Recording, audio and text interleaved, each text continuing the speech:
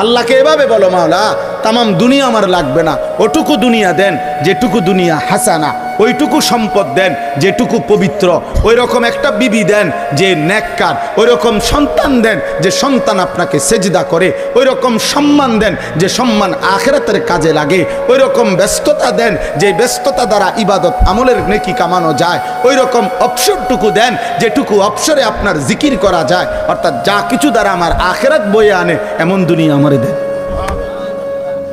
তামামটা লাগবে না মাওলা, পুরোটা দিয়ে কিনুন। ওয়াফিল আখিরাতি হাসানা, আখিরাতও যা উত্তম তাই দেন। তাহলে দুনিয়া বাদ দিতে বলছে না, আখিরাত ভুলতে নিষেধ করছে।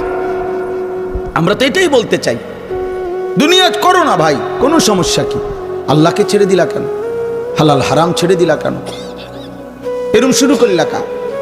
সুদও খাও, কিস্তিও নাও, মিথ্যাও বলো, ওজন কথায় কথায় হাসতে হাসতে মিথ্যা কথা বলো, হাসতে হাসতে ওজনে কমবে, হাসতে হাসতে সুদ খাইতেছে, সুদের লেনদেন করতে। আস্তাগফিরুল্লাহ। আরে বেটা, মনোজন কামড়াইয়া দুনিয়াটা সিরালাইবে সব কিছু খাইয়া, এরপরে শেষ বয়সটা ভেজিটেবল খায়।